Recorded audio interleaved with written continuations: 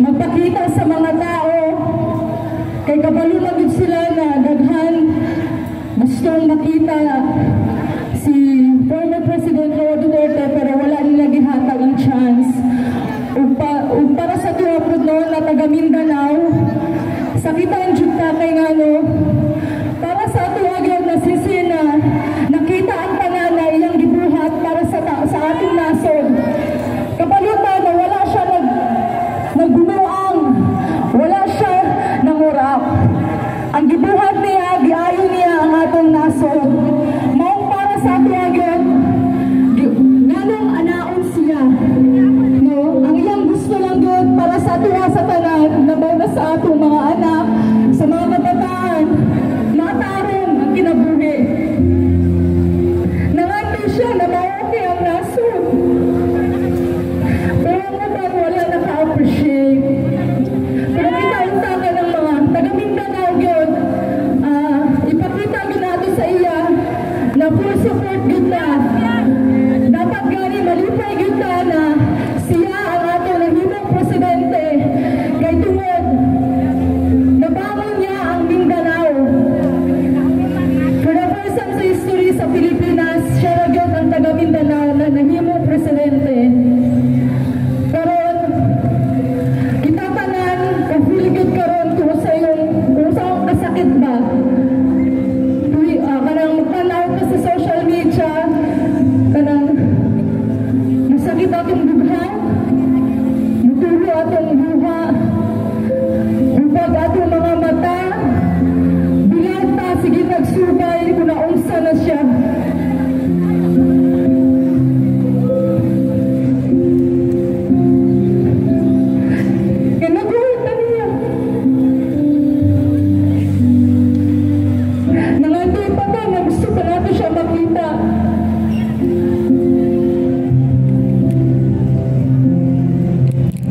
Gusto po na ako isundan na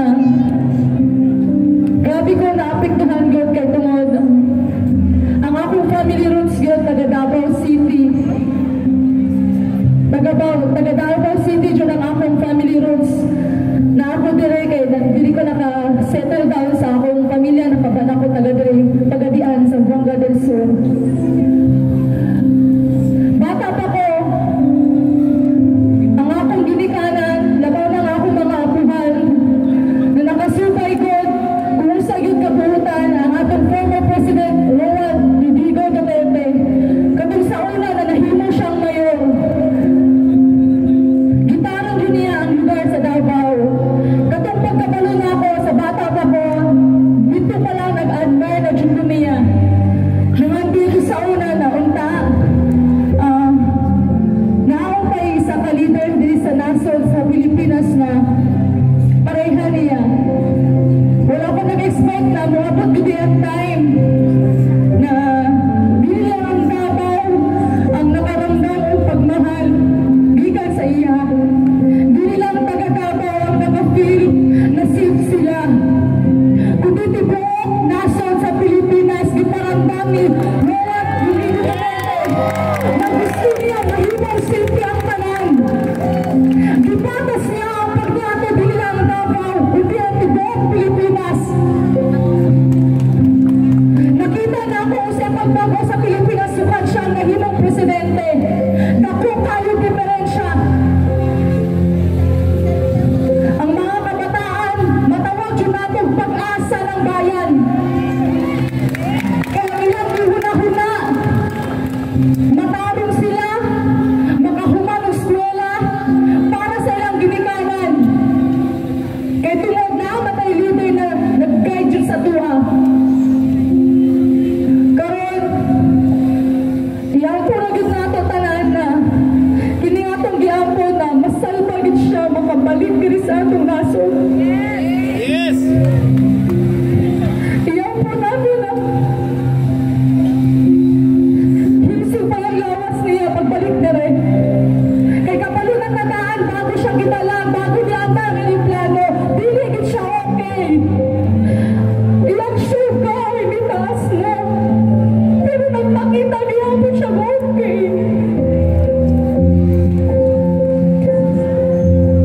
Ipakita niya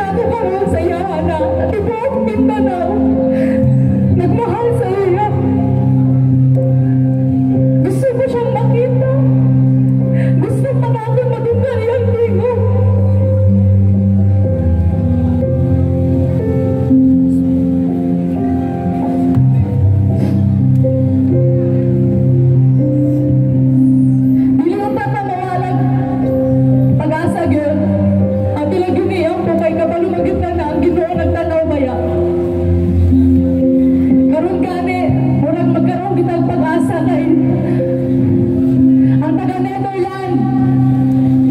Giparamdam po nila dito ang pagmahal kay sa ating former President Lord Duterte. Katong pa lang, naarag yung pag-asa. Mag-usa na kita, taga Mindanao. Number 1 Mindanao gyud, mag-usa kita. Salamat.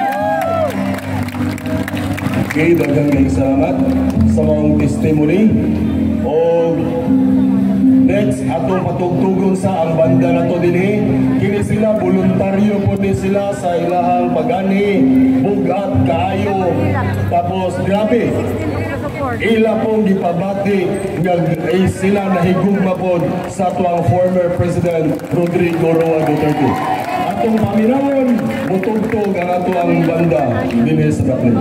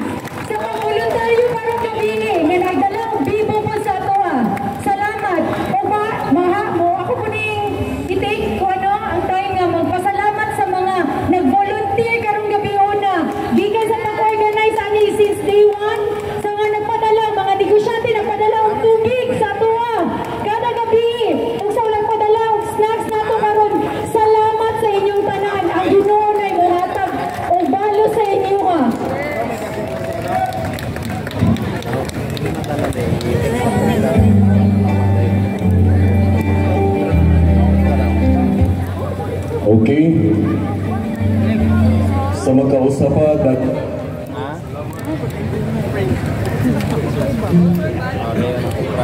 Ada yang